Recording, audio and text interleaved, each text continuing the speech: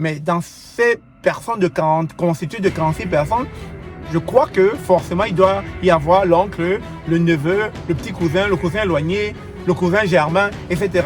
Ça ne passe pas, les amis, ça ne passe pas. Ça ne passe pas. Mais c'est énorme parce que vous jetez de l'eau propre sur nous. Vous jetez de l'eau propre sur nous. Parce que là, quelle image qu'on aura en arrière-plan.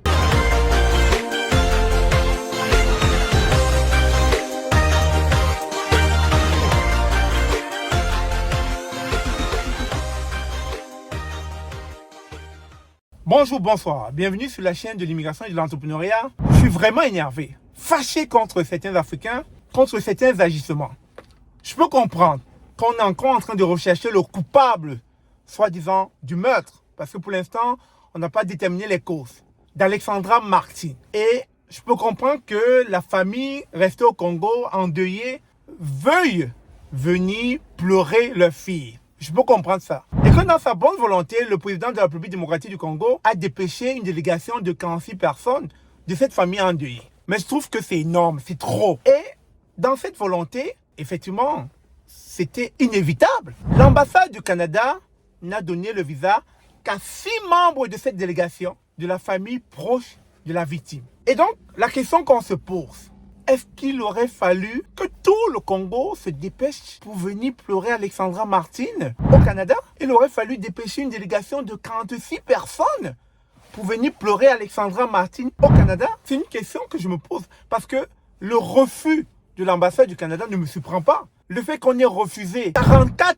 personnes le visa d'entrée au Canada est significatif et tout simplement normal. Parce que derrière cet élan, le Canada est surpris que pour un deuil, c'est 46 personnes qui se déplacent pour venir au Canada en tant que visiteurs, sans compter qu'ils puissent avoir des dérapages, des personnes qui peuvent disparaître dans le décor. Non mais sérieusement, posons-nous les vraies questions. Je comprends qu'Alexandra Martin, jusqu'à présent, on a tous mal sur les circonstances de son décès. Ça fait mal. On n'a pas encore trouvé le coupable. C'est poignant. Mais que d'imaginer que tout un village veut se déplacer pour le Canada, pour le deuil de cette fille, c'est louable.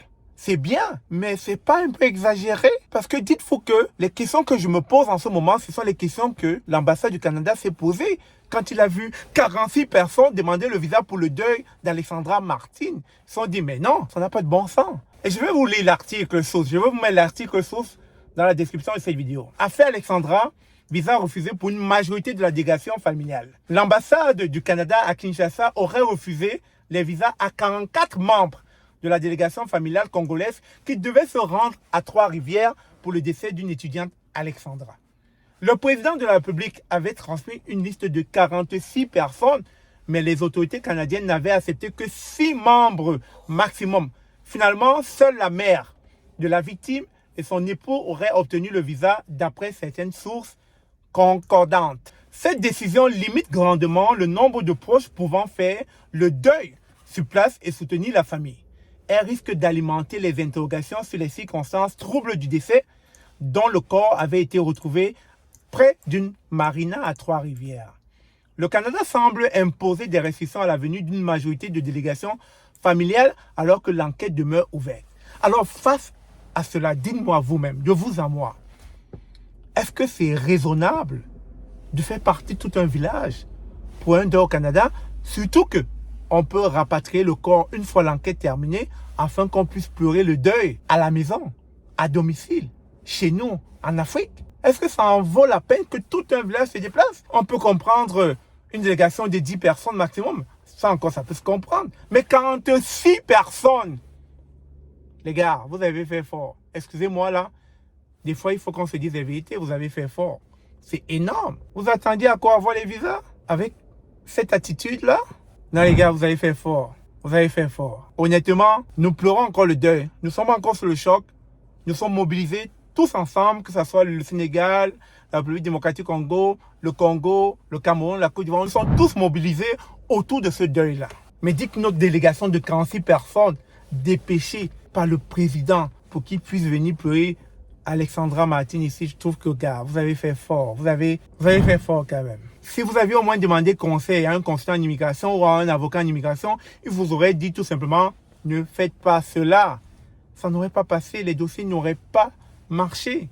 C'est énorme, c'est un trop gros volume, c'est un trop gros volume. Il faudrait justifier cela. Ça peut se comprendre déjà qu'au Canada, quand on parle de famille nucléaire, on parle du père et de la mère. À la rigueur, du grand-père et de la grand-mère. Donc déjà en partant, dans la logique familiale canadienne, on ne parle pas des oncles, des neveux, des tantes.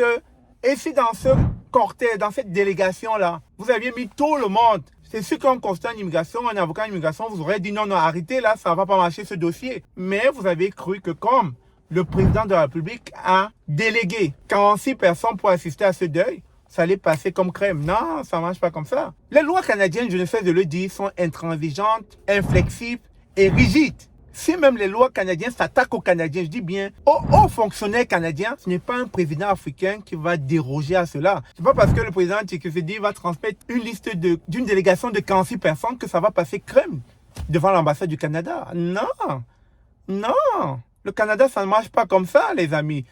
Demandez, passez à des consultations, regardez un avocat ou un consultant en immigration avant de faire des procédures. Même si vous êtes un ministre, un président de la République, passez par un consultant en immigration. Cette délégation n'est pas diplomatique, ça n'a rien à voir avec le corps diplomatique là. Il s'agit d'un individu dont le décès a été signalé ici et c'est pas une diplomate. Pour qu'on fasse venir un cortège, une délégation de 46 personnes. Donc, le Canada, dans sa logique, pensera d'abord à la famille nucléaire, papa, maman, grand-père, grand-mère, etc. Mais dans ces personnes constituées de 46 personnes, je crois que forcément, il doit y avoir l'oncle, le neveu, le petit cousin, le cousin éloigné, le cousin germain, etc.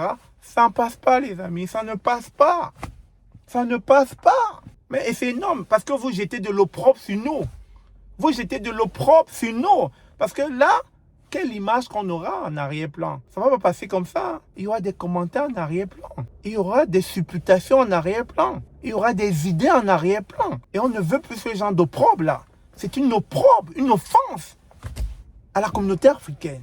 Sur ce, merci encore d'avoir regardé. On se dit à très bientôt. Je vous aime comme d'habitude. Bye.